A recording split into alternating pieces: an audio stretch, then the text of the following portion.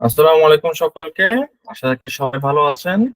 তো এখন আজকে আমরা যে কনসেপ্টটা দেখব খুবই গুরুত্বপূর্ণ, ফাংশন। এটা আমাদের ডেভেলপমেন্ট লাইফে আপনি যাই হন না কেন, প্রোগ্রামার যদি হইতে চান, দেখবেন যে অনেক বেশি পরিমাণে ফাংশন ইউজ করতে হচ্ছে। ঠিক আছে? তো ফাংশন সাধারণত দুই ধরনের। ঠিক আছে? এখানে কি কোনো ভুল হয়েছে? ফাংশন, এখানে কমা চলে আসছে, সরি। ফাংশন সাধারণত দুই ধরনের। ঠিক আছে? একটা হলো বিল্ট ইন ফাংশন, আর একটা হলো user define function. So built in function কি? ফর এক্সাম্পল, আমরা যে গত ক্লাসে লিস্ট ডিকশনারি মেথড দেখছি, ওখানে দেখছি যে অ্যাপেন্ড একটা ফাংশন অথবা মেথডস, ফাংশনকে আবার মেথডস বলে। ঠিক আছে? তো অ্যাপেন্ড একটা ফাংশন যেটা অলরেডি পাইথন বিল্ড করে রাখছে। ঠিক আছে? ঠিক তেমনি এমন অনেক মেথড আছে যেখানে আসলে যেটা হলো কাস্টম ভাবে আমাদের তৈরি করতে হয়, বেসড অন দ্য রিকোয়ারমেন্ট। ঠিক আছে? তো আমি একটা ছোট এক্সাম্পল দিচ্ছি। ধরেন যে আমি একটা মেথড বানাবো, যে মেথডের কাজ হলো দুইটা ভ্যালুকে কি করা, যোগ করা। জাস্ট মনে করেন যে সিম্পল আর কি। ঠিক আছে? এখন এটা যেহেতু একটা কাস্টম মেথড, মনে করেন যে এই মেথডটাকে আমি কিভাবে বানাবো। তো আমি যে কোনো ফাংশন ডিক্লেয়ার করার সময় আমাকে ডেফ ইউজ করতে হবে। ডেফ মানে ডেফিনেশন, সো দেন হলো ফাংশন। ওকে, তারপর আমাকে কোলন দিতে হবে। এইটার ভিতরে আমি এখন ফাংশনের ভিতরে যাই লিখবো তাই হবে। ঠিক আছে? সো ফর এক্সাম্পল, আমি a equal 10, b equal 20, some equal a plus b, তাহলে প্রিন্ট ইকুয়াল সাম। এখন আমি যদি রান করি, একটা মজার বিষয় দেখবেন।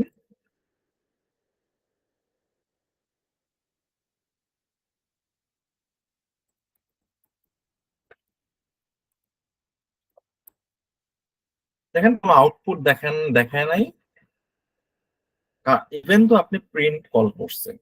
এখন কাহিনী হলো, এই ফাংশন ততক্ষণ পর্যন্ত কল হবে না যতক্ষণ পর্যন্ত, এই ফাংশন ততক্ষণ পর্যন্ত এক্সিকিউট হবে না যতক্ষণ পর্যন্ত আপনি এই ফাংশনকে কোথাও কল না করতেছেন। যেমন আমরা অ্যাপেন্ড ফাংশনকে কিন্তু কল করতে হয়, কল করার পর অ্যাপেন্ড ফাংশনের যা কোড আছে সেগুলো এক্সিকিউট হয়।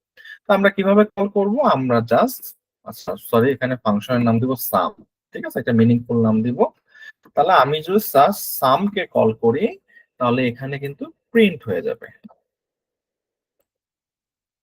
30। ঠিক আছে? তার মানে দেখলেন যে কল করার পরে এখানে যা কোড আছে সব এক্সিকিউট হয়েছে। এখন আমরা কিন্তু মোস্ট অফ দ্য মেথড কি দেখি, যে আমরা মেথড যখন কল করতেছি তখন মেথডের ভিতর কোনো না কোনো ভ্যালু দিচ্ছি। তো মেথড কল করার সময় যদি আমরা কোনো ভ্যালু দিয়ে দিই, সেটাকে বলে প্যারামিটার। ফর এক্সাম্পল, আমি a ইকুয়াল 10, b ইকুয়াল 20। ঠিক আছে? আমি এখন এখানে কি করব, a comma b K send করব, মানে 10 কমা 20 কে সেন্ড করব। এখন যেহেতু আমি দুইটা প্যারামিটার সেন্ড করতেছি, সো ফাংশনের রুলস হলো যে আপনি যতগুলা প্যারামিটার সেন্ড করবেন ততগুলা ভেরিয়েবল এখানে ডিক্লেয়ার করতে হবে এই প্যারামিটার গুলোকে ধরার জন্য। সো এই ভেরিয়েবল গুলাকে বলে আর্গুমেন্ট। সো এক্স কমা ওয়াই হল আর্গুমেন্ট। তাহলে এক্স এর ভিতর চলে যাবে কি এটা, আর ওয়াই এর ভিতর চলে যাবে আমার বিটা। তাহলে এক্স, তাহলে এখানে আমি এটা কেটে দিলাম। তাহলে সাম ইকুয়াল কি হবে, এক্স প্লাস ওয়াই। এখন আমি তো ফাংশনকে কল করছি, কল করার সময় আমি প্যারামিটার পাঠিয়ে দিছি। এখন দেখবেন যে সেম আউটপুট আপনি পাবেন, সো 30। ওকে, এখন দেখেন এই যে প্রিন্ট, এই প্রিন্টটা তো আসলে আপনি ইনসাইড দ্য ফাংশন করতেছেন। এখন যদি আপনার এই সামটাকে বাইরে কোথাও ব্যবহার করতে হয়, আপনি কিন্তু করতে পারবেন না, কারণ এটা একটা লোকাল ভেরিয়েবল। ওই ক্ষেত্রে আমরা তখন কি করি, আমরা এই সামটাকে রিটার্ন করি। ঠিক আছে? সো রিটার্ন সাম। সো রিটার্ন যখন সাম করতেছেন, তখন এই ভ্যালুটা কি হবে, আপনি যেখান থেকে কল করছেন ওখানে রিটার্ন হয়ে যাবে আউটপুটটা। ঠিক আছে? তার মানে এই ভ্যালুটাকে ধরার জন্য আমি এখানে জাস্ট একটা ভ্যালু রাখলাম, এক্স ইকুয়ালস অথবা রেজাল্ট ইকুয়াল সাম। এখন আমার রেজাল্টের ভিতর এই রিটার্ন ভ্যালুটা কি হয়ে যাবে, সেভ হয়ে যাবে। তার মানে রেজাল্ট ইকুয়াল সাম আপনি প্যারামিটার পাঠাইলেন, সে কাজ করলো, সে আবার রিটার্ন করলো। সো মোস্ট অফ দ্য কেসে কিন্তু আমরা এই ফরম্যাটটাই ব্যবহার করব এবং করে থাকি, যা আপনি কোনো প্যারামিটার সেন্ড করতেছেন এবং কোনো প্যারামিটার কি করতেছেন, সরি আউটপুটটা কি করতেছেন, রিটার্ন করতেছেন। কারণ কি আলটিমেটলি আমরা কি করব, এটাকে কোনো না কোনো জায়গায় ব্যবহার করব। ঠিক আছে? সো আপনাদেরকে একটা কোশ্চেন দিয়ে দিই যে কিভাবে গ্লোবাল ভেরিয়েবল ডিক্লেয়ার করতে হয় ইনসাইড দা ফাংশন, এটা আপনার বের করবেন। ঠিক আছে?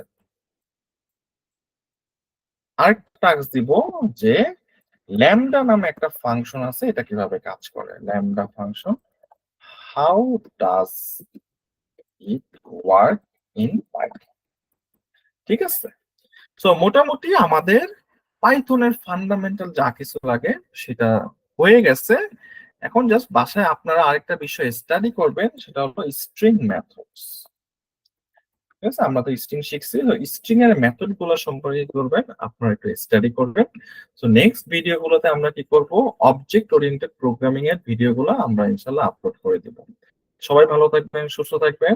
আরেকটা অ্যানাউন্সমেন্ট দিয়ে দিই, সেটা হলো যে আমাদের 7 জুলাই